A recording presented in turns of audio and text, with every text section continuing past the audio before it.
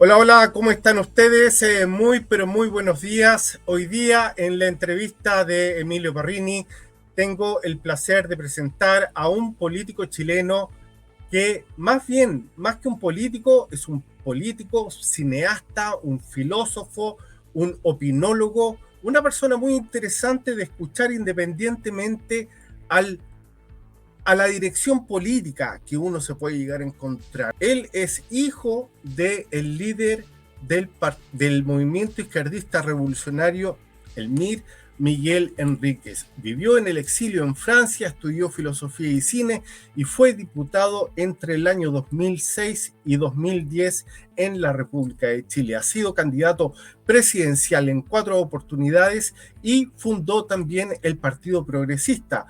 Impulsó el Grupo de Puebla y defiende una agenda progresista y latinoamericanista.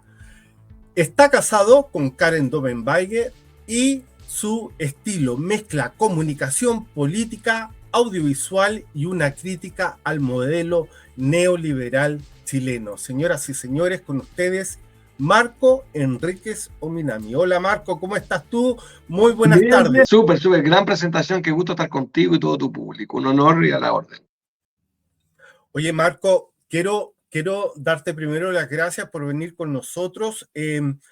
Nos complica el tema de presentarte como un precandidato, porque no te veo en el escenario como un precandidato todavía.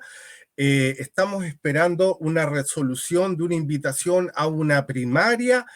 ¿Por qué no nos cuentas esa parte que creo que es súper importante para empezar esta entrevista? ¿Dónde y en qué situación te estás en estos momentos sintiendo tú? Lo lees bien, lo lees muy bien. Estoy esperando que respondan a lo que les he planteado, que hagan una primaria con independientes. Yo u otros, y que no hagan una primaria del oficialismo que tiene mucho de continuidad y poco de cambio. Estoy esperando que respondan a eso y si eso ocurre sería un honor participar lealmente en una primaria, defendiendo ideas distintas. Así, yo creo que hay que cambiar, que no hay que hacer lo mismo que se está haciendo. Ayer mismo anunciaron un ajuste fiscal y eso es la prueba de que están equivocados. Hacer un ajuste fiscal este año es una derrota. Piñera hizo lo mismo. Me parece a mí un enorme error. Se supone que esto es un gobierno que cree en el gasto social, en la expansión del gasto social, de la protección social y hace lo contrario. Entonces, si no te preocupas del crecimiento, no te preocupas de la reforma tributaria, no te preocupas de un endeudamiento sano para la inversión, no tienes un plan para reactivar la economía, no tienes un plan para crear empleo, no quedan muchas posibilidades. Lo que te queda es el ajuste. Y lo que ha hecho este gobierno es sistemáticamente un ajuste. Y me parece a mí un error. Hasta Sebastián Piñera, que en paz descansa, hizo una reforma tributaria. Pequeña, tímida, forzado por el terremoto, cierto, pero lo hizo. Y este es un gobierno que está haciendo, se le está pasando la mano, está francamente a la derecha de Piñera en materia tributaria. Y sinceramente, ¿cuál es la temperatura ambiente para que ese llamado ocurra? ¿O tú crees que realmente y realísticamente hablando no hay muchas posibilidades? Creo que hay pocas posibilidades, pero voy a ser disciplinado. Mi madre nunca se casó, yo me casé por registro civil porque creo en los ritos, esperaré la ley. La ley termina el 30 de abril, una ley que yo presenté por lo demás. Hace muchos años, una ley de la cual soy autor, que permite que los partidos se sometan a la ciudadanía para elegir a sus candidatos o candidatas. ¿Tú cómo ves este progresismo que ha encabezado Gabriel Boric en su gobierno? ¿Te identifica? A ver, en los primeros 5 segundos ya empezaste a colocar situaciones que te molestaban del gobierno de Boris, pero es que estamos hablando del mismo progresismo, estamos hablando de la misma tendencia política, pero te escucho y es prácticamente escucharte que eres una persona de oposición. No soy de oposición, creo que abrazó las banderas correctas, sin embargo, las dejó votadas. Creo que no estuvo equivocado en sus banderas, pero está equivocado en el camino que usa. Está usando un camino equivocado y creo que le va a hacer mucho daño a nuestro sector, porque nuestro sector es un sector de transformación para la justicia social. Si hacemos lo contrario, ¿qué sentido tiene? Mejor votar por la derecha. Y en ese sentido, ¿tú cómo ves el desarrollo económico que ha tenido este gobierno durante estos últimos 3 años? Que estamos hablando que le queda el 25% del gobierno todavía. Mediocre, creo que la derecha exagera cuando dice que es una crisis, no es verdad, es mediocre. Lo ha dicho torpemente el propio candidato al presidente, ha dicho que el país está estancado, y tiene razón. Es una confesión bien loca de que un candidato presidencial diga que el país está estancado porque es lo que él hizo. Mediocre. Económicamente son muy mediocres. El ministro de Economía es un incompetente, el de Hacienda es mucho más preparado, y aún así el de Hacienda no ha tenido la fuerza para convencer al presidente o explicar al presidente que no hay ninguna evidencia que demuestre que las reformas tributarias frenan el crecimiento. Cuando están bien hechas, no frenan el crecimiento. Cuando están bien hechas. Hemos escuchado durante los últimos días varias declaraciones, varias cuñas que a la ciudadanía le afectan mucho y le hacen mucho ruido. Y me imagino que tú también las has escuchado y me gustaría saber tu opinión en cada una de ellas. Declaraciones de el país es una taza de leche. El Ceremi de Energía del Biobío deja el cargo tras dichos sobre crisis de seguridad en Chile. A días del atentado en la zona, Ceremi de Energía del Biobío señala que el país es una taza de leche. ¿Qué te causa esa declaración, Marco? Creo que una barbaridad, que es una torpeza, que es como la frase del presidente Piñera que dijo que Chile era un oasis. Son provocaciones, porque no es verdad. Chile no es una taza de leche. Hay mucho miedo. Yo, tal como digo que estamos así en materia de económica, en materia de seguridad estamos así. Ahí sí tiene razón la derecha. Hay una crisis de seguridad. Estamos frente a bandas de crimen organizado que son muy peligrosas y efectivamente estamos entrando en una pendiente muy difícil de revertir. Los países que conocen narcotráfico y crimen organizado se demoran décadas en salir y los costos son altísimos. Piensa en lo que ha hecho Bukele en El Salvador, estado de excepción, limitar el debate democrático, delimitar el derecho a movilidad, se perdieron libertades, y hacer una cárcel para arrestar al 2% del país, está arrestado, 2% del país. Esto es como si en Chile arrestáramos más o menos 400.000 personas. Anoten, hay 50.000 presos aproximadamente. Esto es como que arrestáramos a 400.000 personas, ¿se entiende? ¿Tú crees que ese tema, el que está desarrollando Bukele, es un tema más bien de imagen, de marketing, o tú crees que realmente está creando el efecto de, en estos momentos, posesionarse como uno de los países más seguros de Sudamérica, llamando la inversión incluso al país en un 460%? Pero las dos cosas son ciertas, que es comunicación, pero también yo creo que ha logrado cosas, indiscutiblemente. Nuevamente, ¿a qué costo? Yo no sé si tú tienes hijos, pero imagínate que tu hijo fuera arrestado. Eso pasó, hubo inocentes arrestados. Hubo 1.000 menores de edad que fueron arrestados, 1.000. Entonces también hay un punto. Y si yo te dijera, mira, vamos a combatir el crimen, pero tú te vas a encerrar en tu casa a partir de las 7 de la tarde y se va a prohibir hacer este programa y va a haber menos libertades civiles y menos libertades políticas, ese es el problema. Entonces lo hizo con un costo gigantesco. La otra cuña, los muertos en la dictadura de Pinochet eran bien inevitables. El golpe de Estado de 1973, que implicó la muerte del presidente Salvador Allende, era necesario.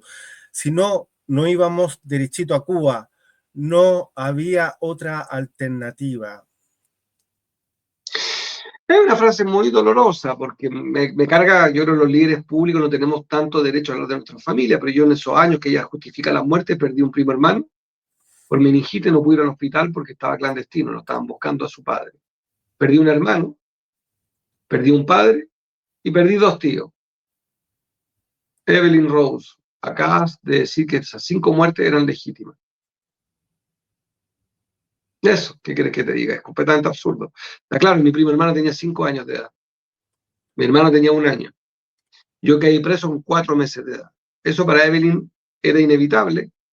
Era necesario tomarme preso a los 4 meses, meterme en una cárcel y echarme a los 5 meses con un salvoconducto, quitarme el pasaporte, quitarme mi cédula de identidad, quitarme la nacionalidad. Era inevitable.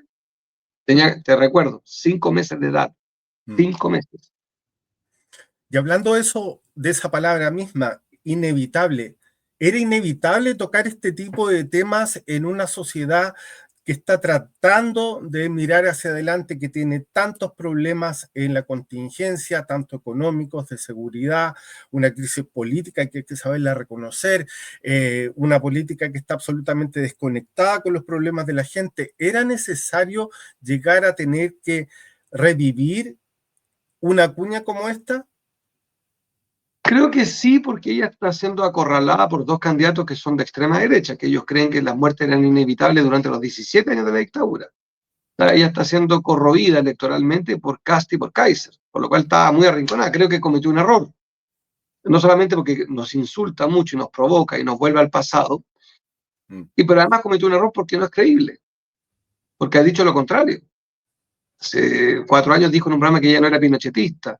Hace 8 dijo que la dictadura era mala. Hace 10 defendió a Pinochet a brazo partido cuando estaba preso en Londres, hace 20. O sea, creo que se nota mucho que no es sincera, que es puro oportunismo electoral.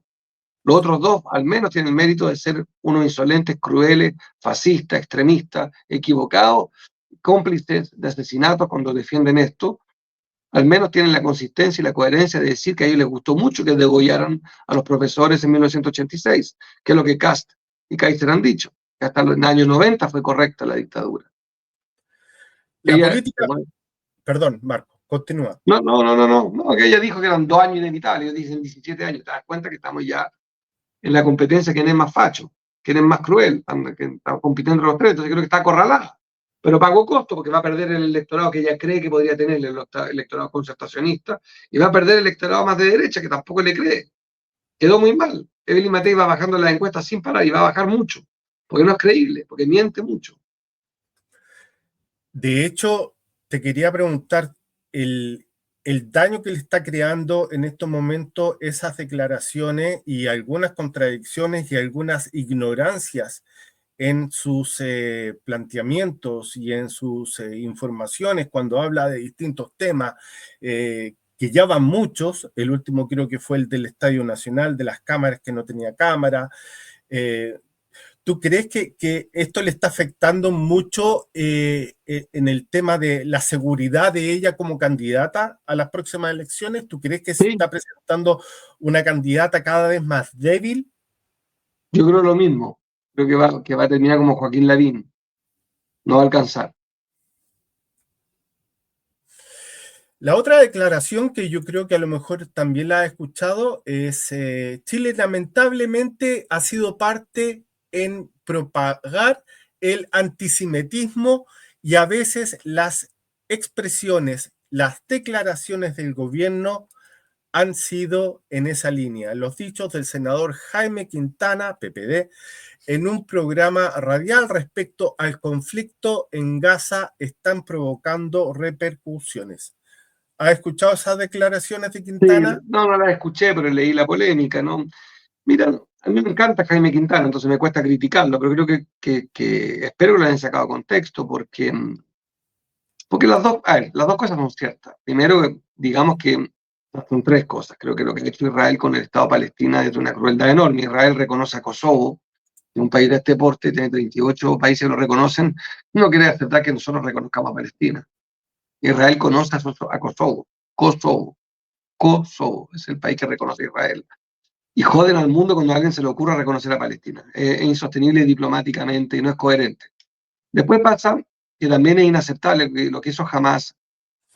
Son actos terroristas. Son actos terroristas. Secuestrar a 200, 300 personas son actos terroristas. Y matar a Y 2.000. es que es claro, pero el secuestro, para poner en términos penales, considerado de los Sí, sí, crímenes sí. más graves en el tipo penal. El secuestro es de lo más grave, el secuestro. Uh-huh. Exagero, es casi tanto más grave que asesinar. Es brutal. El secuestro es, es un acto de tortura. En fin. Y lo hicieron, y lo más grave de jamás es que no solamente lo hicieron, sino que lo reivindicaron, pero además grabaron videos. O sea, grabaron orgullosos de lo que hicieron. Sacó una alevosía. Y a su vez la respuesta que da Israel es intolerable también. Es intolerable. Entonces, esto efectivamente tiene carácter casi de genocidio, exterminar una población completa, con miles y miles de personas muertas, civiles y niños. Entonces, es intolerable lo ocurrido. Y me parece a mí que nos están poniendo en una situación imposible. Alguien tiene que competir por quién es más cruel con el Estado de Palestina o el Estado de Israel, quién es más duro. Es un arbitraje loco, ¿no? Yo creo que Israel se equivoca y no puedo perdonarle a jamás que no haya condenado los secuestros. No se lo perdono. Son las dos cosas. Y estamos en una situación donde ya el tema ha calado tan profundo que no se ven soluciones reales. O sea, que incluso el presidente de Palestina le esté pidiendo a Hamas que por favor libere a los rehenes y que Occidente le esté pidiendo a Israel que por favor pare la ofensiva, porque, es porque todo el mundo ya dicen que esto ya es insostenible.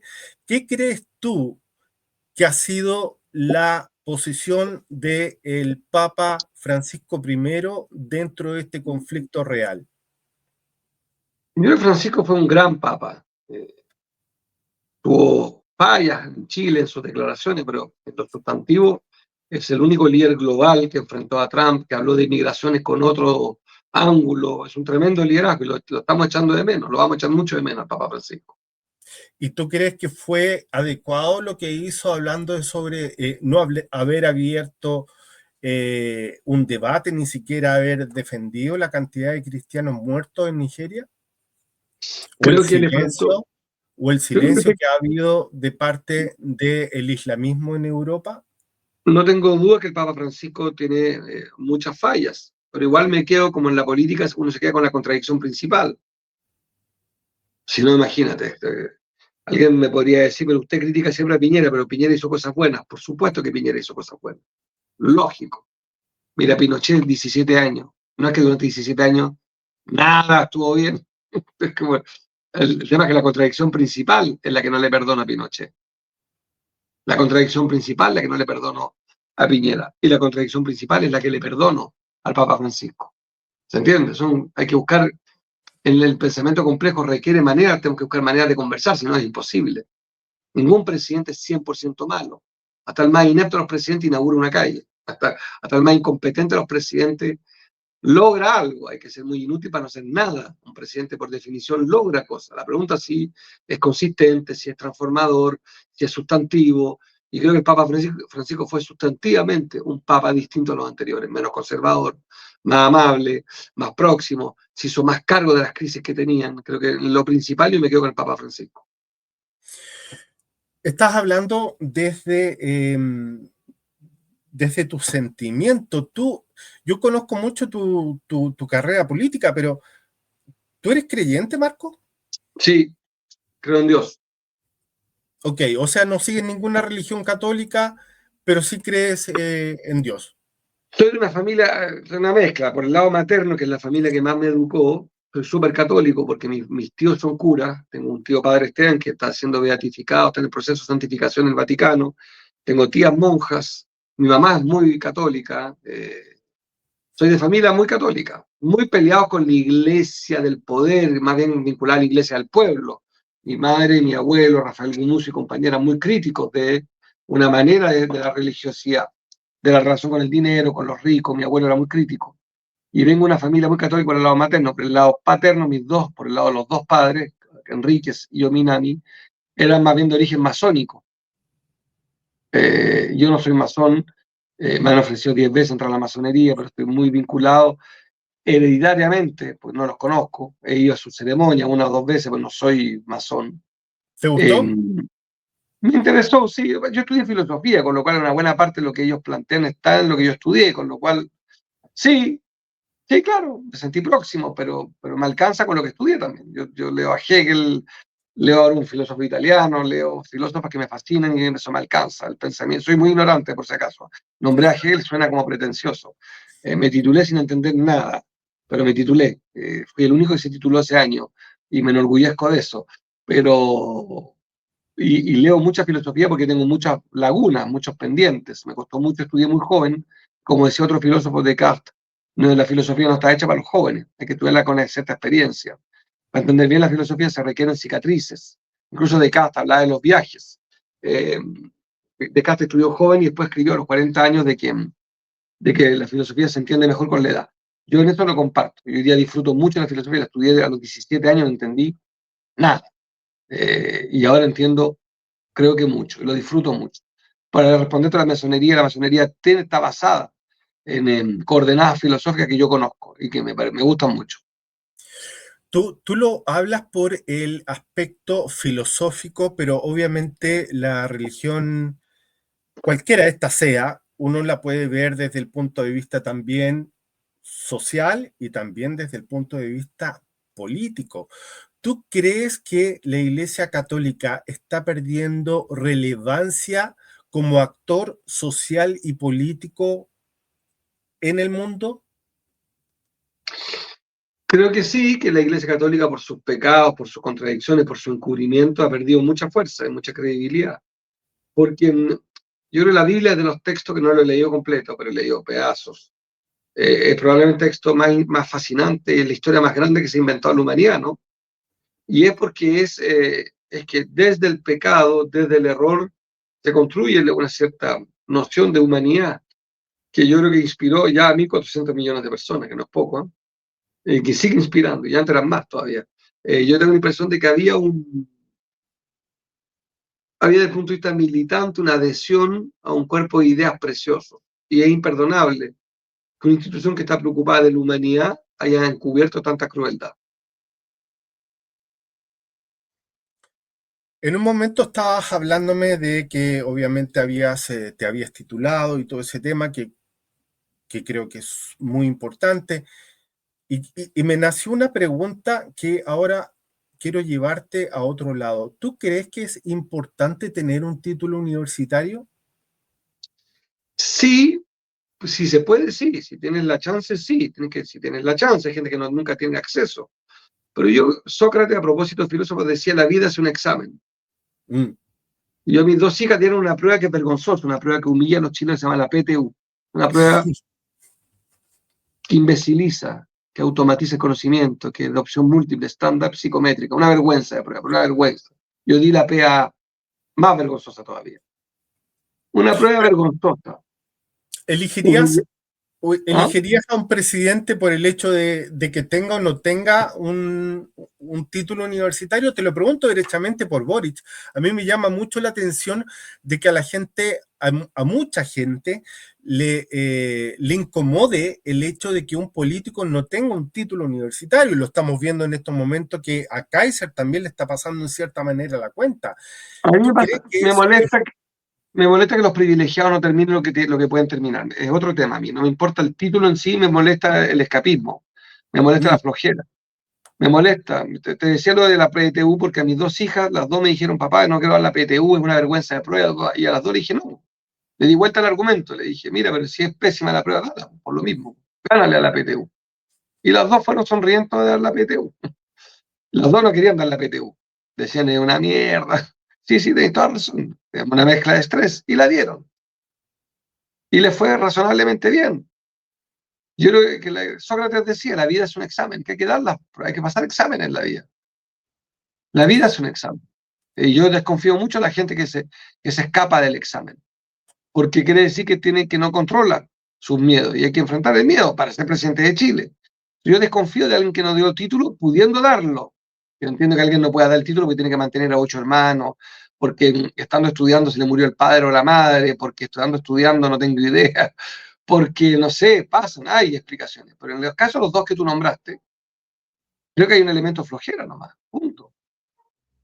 Porque son gente privilegiada, hogares normales, hogares constituidos, un cierto dinero, entonces vago nomás, creo que es vago. Eso me molesta más el hecho que no se titule el privilegiado, que el humilde. Hay mucha gente no titulada que es más preparada que tú que yo, mucha gente, pero no tuvieron oportunidad. Quiero ir un poquitito a tu intimidad, que creo que es súper importante hablar de ello. Si me lo permites, tú naciste en el exilio, naciste en Francia, hijo No, de una... no, yo nací en Chile, yo nací Y en después Chile te fuiste a y caí Francia. preso. Y a los 4 meses, Ok, a los 5 meses era te un fui- salvoconducto. ok. Y me fui a los Y, 5. y obviamente hijo de una historia política intensa. ¿Qué huella crees que dejó eso en tu forma de mirar a Chile? Gran pregunta.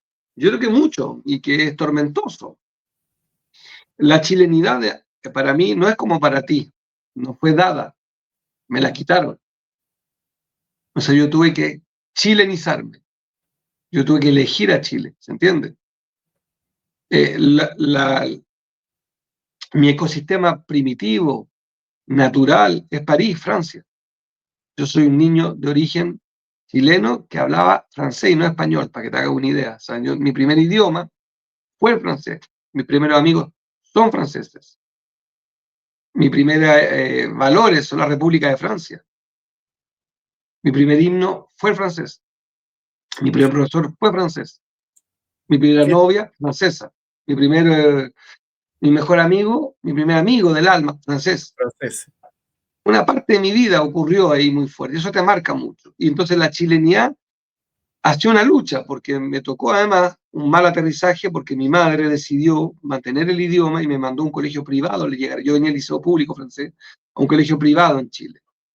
No porque le gustara el privado, sino porque la única manera de estudiar francés en Chile era en un privado. Y eso está en Vitacura, en el barrio Alto. Y el barrio Alto de 1986 era un barrio clasista, fascista y muy racista. No todo, Vitacura, claro, que tonto no soy, había gente muy noble. Pero mayoritariamente era un barrio, no sé si lo es todavía, me sospecho que un poco, muy clasista. Y entonces me impresionó mucho. Y yo venía de los valores de la República Francesa y quedé muy impactado que en el barrio Alto, donde está la gente más educada, fueran los más salvajes. Le encantaba hablar de los rotos y rotearlos y encontrar que eran mucho más rotos ellos. Eran todos los ricos chilenos, eran muy vulgares, sus casas eran feas, sus vidas eran feas, sus hábitos eran feos, vivían vidas de mierda. Me pareció yo iba a la casa de mis compañeros encontraba unas vidas espantosas. Encontraba mucho más aristocrático a la gente de Macul, de Maipú, de Providencia, de Ñuñoa, de cualquier barrio, menos Vitacura, me parecía una vulgaridad completa. Entonces, como tengo el vértigo de decir lo que pienso y un cierto culto a la insolencia, lo dije. A los 14, 15, 16 años, te imaginarás cómo me fue. Se los decía en los famosos 11 chilenas que me invitaban a tomar té. Y me peleaba con lo que me obligaban a decirle tía, una señora que no era mi tía, por lo demás, que la mamá de un compañero. Más de una vez me enfrenté a una de ellas, diciéndole, en fin, lo que te acabo de decir, y me fue mal. Me dejaron de invitar a fiestas, me sentí súper excluido. Después fui querido también, no quiero ser injusto, hubo grandes compañeros de curso y fui invitado, después me integré mejor, pero me costó mucho integrarme. O sea, Yo tú cometí muchos errores también. viviste un exilio familiar también. Cometí también muchos errores, no quiero criminalizar esa época, también yo cometí muchos errores. También fui arrogante, miraba en menos este barrio alto, que lo desprecié, para ser honesto, me cargó mi élite. Yo vengo de la élite, estimado. Nací para que le dé arcada a tu público en la clínica Vitacura, para que puedan vomitar tranquilo. Clínica Vitacura, ahí nací. Vengo Marco, de esto. Y tengo la peor opinión, te quiero decir que yo me peleé con mi clase social, querido. No me entiendo con mi clase social, esa es la verdad. Tengo la peor opinión. Y no me entiendo, no me gusta esa relación que tienen con el dinero, no me gustan sus hábitos, tengo un problema con el barrio alto, lo digo porque creo que es una sociedad elitista que no es solidaria, no toda, quiero decir que no quiero ser imprudente.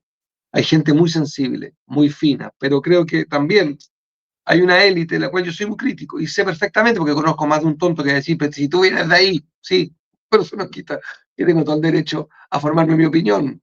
Es que tú vives ahí, sí, tengo derecho a ir donde me da la gana y también tengo derecho a decir esto, pero es que no puedo soportar que tú siendo, no tengo idea, habiendo nacido aquí, digas eso, sí, claro, a que reniegas de tu origen, sí, no me gusta, sí, pero es que ¿cómo puedes decir todas estas barbaridades? Es que sí, es que eso pienso que un mundo hipócrita. Te quiero decir a propósito del Papa Francisco, yo vengo de la ciudad con las catedrales más lindas del mundo, ¿no es cierto? París. Las iglesias estaban vacías en París.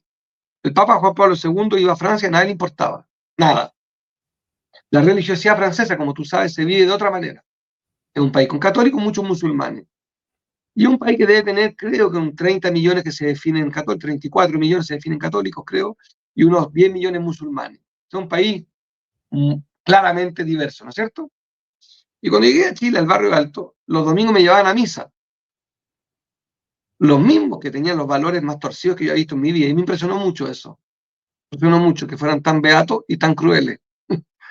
Tan indiferentes a la pobreza y tan católicos. ¿no crees que es un tema cultural también? de la élite nuestra. No sé si todas las élites son así, pero puede ser, sí. Pero la élite que me tocó a mí, la encontré que era muy buena para ir a misa, muy buena para persinarse Mm. y muy capaz de ser enfermo clasista. De frases increíbles, los pobres son pobres porque se lo merecen, los pobres son pobres porque así les corresponde, porque son flojos. Yo decía, ¿en qué parte leyeron la Biblia? ¿Cómo pueden ir el domingo a la iglesia Juan 23 en Vitacura y al almuerzo permitirse expresarse así del prójimo? Que los pobres son pobres porque son flojos. ¡Wow! Yo decía, upa, upa, upa. Pues tanto yo me acuerdo que dormía en la casa de mis compañeros y me obligaban a ir a misa. Yo no quería ir a misa, pero había que ir a misa. E iba a misa. Te lo digo. Entonces, tengo una reflexión muy ácida y que no me suma ni un voto. Me hace muy desagradable porque le caigo mal al barrio alto y también a la gente más humilde que considera que soy parte del barrio alto. Pero no, pero no vivo preso de mi origen. Creo que a la gente se le juzga por lo que hace y por lo que quiere lograr, no de dónde viene. Yo no elegí nacer en Vitacura. ¿Qué quieres que haga? Me tocó. Marco, ¿qué diría Miguel Enríquez del Chile actual si pudiera verlo hoy? Creo que no lo entendería. Miguel vio otro momento. Miguel vio una ola, un gobierno popular que llegó a tener 43% en la elección municipal, que fue electo con 36. Miguel vio un proceso que iba ascendente. Y creo que leyó mal la dictadura, leyó mal el golpe. Creo que Miguel pensó que la podía derrotar y se equivocó. El Mm. MIR no logró resistir. Digamos las cosas como son. Los mataron a la velocidad del rayo, los torturaron, los tomaron presos, los quebraron. Pues nada, yo creo que Miguel, sí, Miguel anticipó que la derecha chilena era capaz de cosas muy crueles y lo dijo en sus discursos. Creo que después no leyó bien el tamaño de lo que venía. No era la derrota simplemente de un proceso, de un ciclo, una derrota estructural de la izquierda. Mm. No solamente en términos militares, sino que yo creo que una buena parte de la sociedad chilena, no era mayoritaria, pero una parte de la sociedad chilena compartía el golpe. ¿Y El qué golpe no se diría? pudo haber hecho sin un respaldo popular mínimo. Te voy a tomar el teléfono, voy a ir caminando en el teléfono por si acaso. Voy aquí para que sigamos. ¿Y qué diría Miguel Enríquez de ti como actor político? Ah, eso no lo sé, Miguel, no. Primero creo que sería un padre, según mi madre, cuando nací se emocionó mucho, hasta el punto que me puso el nombre de su hermano, a quien adoraba y admiraba, y de su abuelo. No sé, estaría orgulloso, o sea, un padre. No me imagino que haya tenido, que tenga alguna crítica, sobre todo porque he hecho, a diferencia de él, por la vía democrática, he hecho un camino y he defendido ideas, ahora con otras coordenadas. Pero además, creo que él tenía que reconocer que él tuvo una vida más feliz que la mía, ¿no? Mi papá tuvo una vida mucho más cómoda. Su papá vivió en la casa hasta el final de sus días, o sea, hasta que se fue Miguel de la casa, su mamá dejó de estudiar derecho para educarlo a él, tuvo 3 hermanos, fue una familia feliz, se tomaban a las 6 de la tarde un vaso de leche que se lo traía su papá en la mano, en fin, estudió en un colegio bueno, después en la universidad estudió donde el papá era rector, su papá era rector de la universidad donde él estudiaba. Su idioma fue el castellano, aprendió inglés, fue buen alumno, o sea, mi papá tuvo una vida, mismo escribió en sus poemas, privilegiada y decidió devolver esos privilegios a su pueblo. Y yo te cuento la mía, te la repito.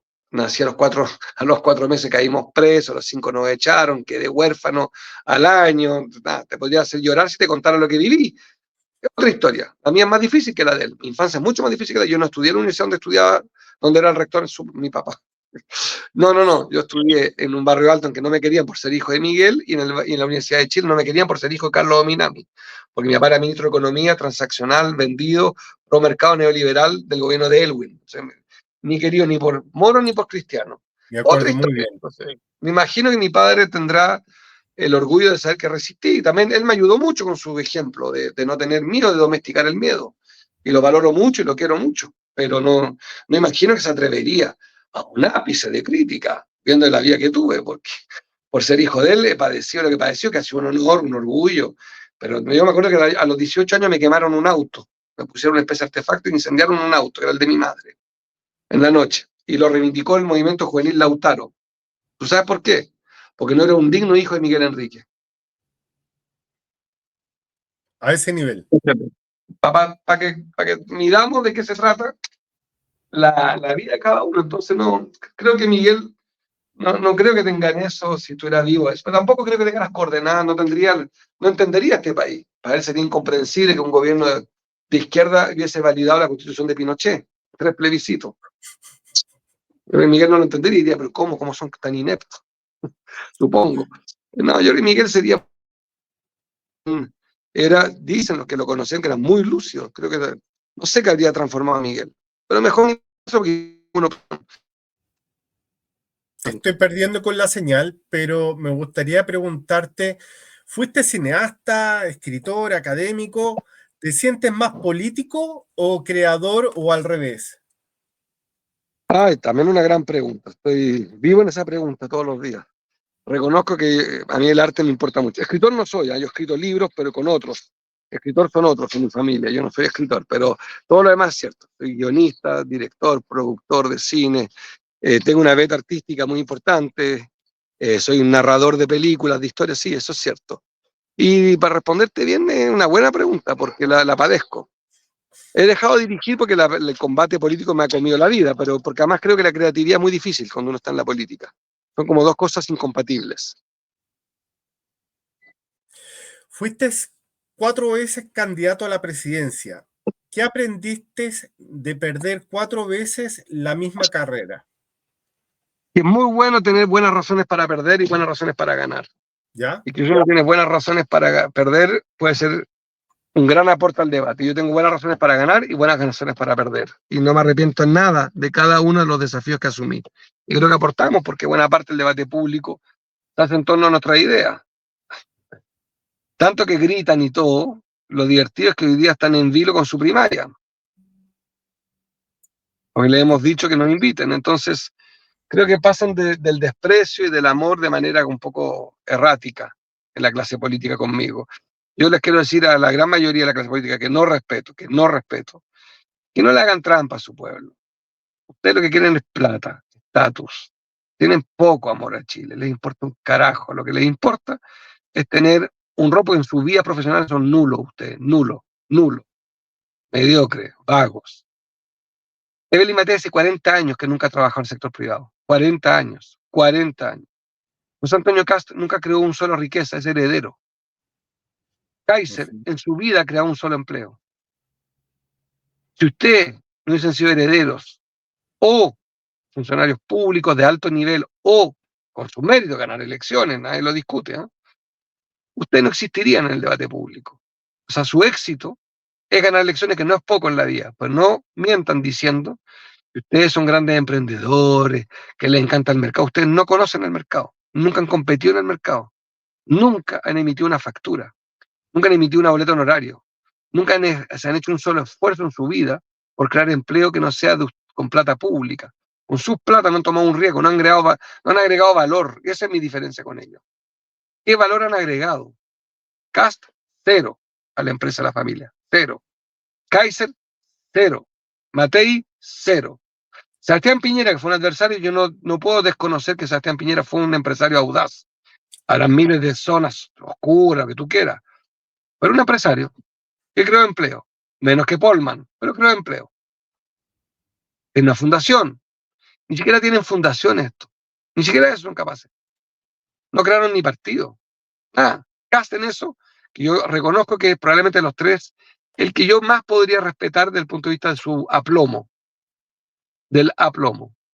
¿Qué me define? Ahí volvió. No, yo te diría que lo que me define, lo que definió mucho mi proyecto político también es cierto. Acuérdate que yo llevo una década peleando con fiscales corruptos. 10 años, 13 causas penales. La En la fiscal historia, Chor. en la historia de Chile nunca ha pasado lo que me pasó a mí, ir a 2 juicios penales orales, no uno, 2, no uno, 2. Como no le acepté ningún acuerdo a los fiscales, fui a juicio penal oral. Entonces también eso explica también mis dificultades de liderazgo. Cambiándome joven hoy que te ha costado, bueno, lógico, si me metiste 13 causas penales, chanta. Claro. Oye, pero se te ha visto complicado, ¿no? Lógico, si me metiste 28 fiscales, me hiciste firmar a comisaría durante 4 años, me metiste a la PDI en la casa, me filtraste a los medios puras mentiras, todo eso, claro que hace daño, imagínate. Yo conté el otro día una anécdota, conté una anécdota, que aquí termino, si me permites, para despedirme.